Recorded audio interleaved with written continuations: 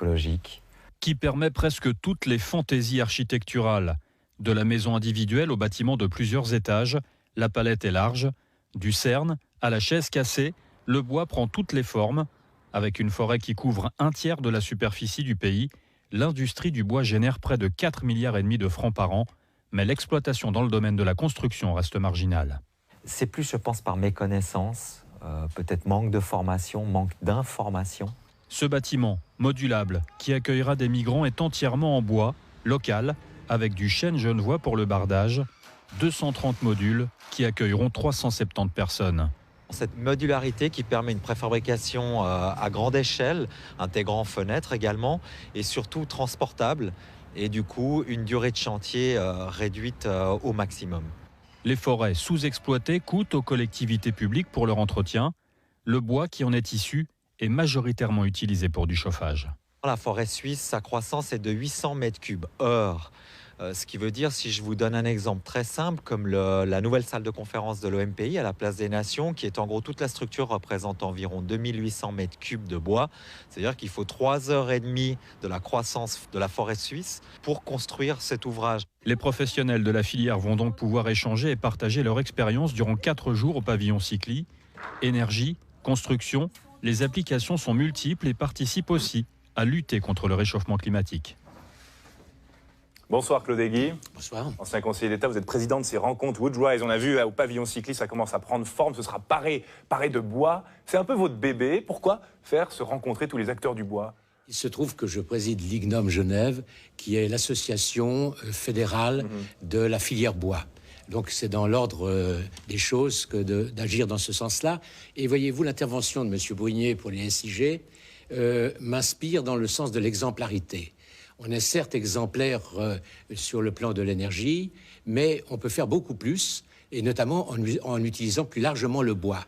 Le bois est un matériau qui répond à des problèmes climatiques, qui répond à des problèmes environnementaux, qui est confortable, qui apporte du bien-être aux personnes qui vivent dans le bois, et il est totalement sous-utilisé en Suisse romande et en Suisse d'une manière plus générale, mais un peu plus qu'en Suisse alémanique. C'est donc dire que nous voulions passer un message fort sur la filière bois avec ses forces et ses faiblesses. Et donc il y aura des tables rondes, des conférences, etc. Avec aussi ce rêve que vous caressez, le pave avec un peu de bois quand même. Écoutez, je vous suggère ce soir de passer devant le bâtiment Cycli et vous verrez, en effet, j'ai pris une petite initiative. Vous avez une forêt qui est projetée sur la façade du bâtiment Cycli, une forêt dans ce bâtiment de béton, qui est une belle réalisation en matière de béton, mais enfin en béton, et vous avez le bois entre dans le pave. En effet, on ne peut pas imaginer une urbanisation aussi importante que le pave sans prendre en compte plus largement le bois qui peut apporter cette qualité de vie à laquelle je viens de faire allusion. Mais vous voulez des chalets ? Surtout pas. Le bois, c'est moderne. Le bois, alors voyez-vous, il faut se détacher de cet a priori qui consiste à voir le bois comme un chalet ou comme un hangar. Aujourd'hui, voyez-vous, nous allons entendre ces prochains jours, notamment des architectes qui viennent de l'extérieur de la Suisse, présenter des projets, notamment en Norvège, avec une tour de 85 mètres. À Vienne, 85 mètres. C'est tout sauf un matériau du passé.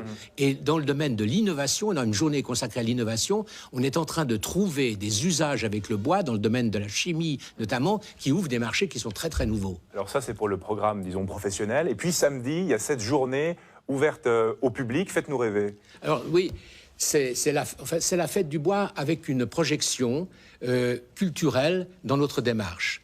Vous aurez notamment des démonstrations faites par une société de luthiers qui se trouve dans la vallée de Joux et qui traite le bois et avec le bois de résonance qu'on fait avec le bois de résonance. Et là, ce sera extrêmement intéressant. Et l'après-midi, on projette le film de l'Allemand qui a écrit le livre « Les arbres parlent aux arbres » qui est un très grand succès. Et à la fin de cette projection, il diabolise un peu la forêt. Mais à la fin de cette projection, on a Ernst Zürcher, qui est vraiment la référence en ce moment en Suisse, qui est professeur à l'EPFL et à Vienne, qui va peut-être apporter un autre éclairage. Et le scientifique, Ernst Zürcher, sera avec nous dès demain matin jusqu'à samedi, précisément pour nous cadrer lorsqu'on fait quelques envolées qui s'éloignent un peu peut-être d'une attention scientifique scrupuleuse. Merci beaucoup Claude Egui. Merci. La comédie